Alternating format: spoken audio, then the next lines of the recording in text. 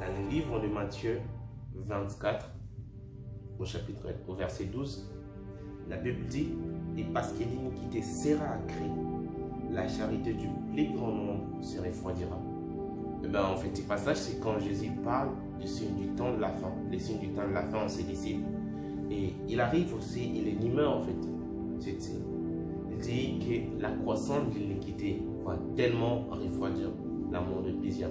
D'après ces passages, vous allez constater une chose, c'est que plusieurs, avant la croissance ou avant le mal, ils aimaient. Plusieurs avaient de l'amour. Mais à cause de la croissance du mal, à cause de la croissance de l'iniquité dans le temps de la fin, l'amour dans le plus grand nombre va se refroidir. Ben, c'est ce que j'ai compris d'après ce passage. Le but, au fait, de la croissance du mal, c'est justement de refroidir votre amour. Votre amour pour Dieu, votre amour pour les hommes. Aujourd'hui, les gens disent que Dieu n'existait pas. Beaucoup de gens tombent dans l'athéisme en Europe et partout. Pourquoi? Parce qu'ils ont tellement vécu des choses horribles. Et beaucoup de gens tombent aussi dans l'apostasie, c'est-à-dire l'abandon de la foi, l'abandon de l'amour qu'ils avaient pour Dieu, qu'ils avaient pour les hommes, à cause de la croissance du mal. Bien, je voulais vous dire ceci. Quand le mal vient, quand le mal s'accroît, d'après les passages, d'après ce que Jésus dit, en fait, le mal s'accroît afin de refroidir votre amour ou notre amour pour Dieu ou pour les hommes. Mais Jésus dit que c'est lui qui persévérera jusqu'à la fin, il sera sauvé. Bien, non, je suis venu encourager quelqu'un. Je suis venu dire à quelqu'un, peut-être on vous a critiqué.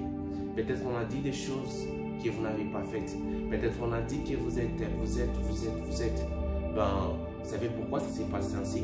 C'est parce que le diable veut refroidir votre amour pour Dieu, votre amour pour les hommes. C'est parce que le diable veut refroidir cet amour. C'est parce que le diable ne veut pas que vous puissiez aimer ces gens. Et quand votre amour est refroidi, vous allez aussi commencer à faire les mal comme les autres. Ok? Donc, je suis venu dire à quelqu'un, peut-être c'est ton cas. Comment on saura que tu aimes? Les tests de l'amour, parfois, c'est par les mal que Dieu nous teste. Ok? Quand on va se mal, comment on saura qu'on est enfant de Dieu? Comment on saura qu'on est? Plus on fait du mal à Jésus, plus on a tellement fait du mal, à la croix, il n'a jamais maudit. À la croix, il n'a jamais rien dit du tout.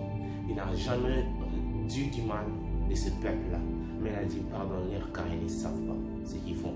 Parfois, l'ignorance peut pousser aux gens de faire tout. Parfois, l'ignorance peut pousser aux gens de faire le mal autour de vous. Ils ne savent pas. Mais vous, qu'est-ce que vous devez comprendre? Peut-être c'est votre croix. Peut-être Dieu veut que vous puissiez passer par ce moment, enfin d'aimer plus. Ok?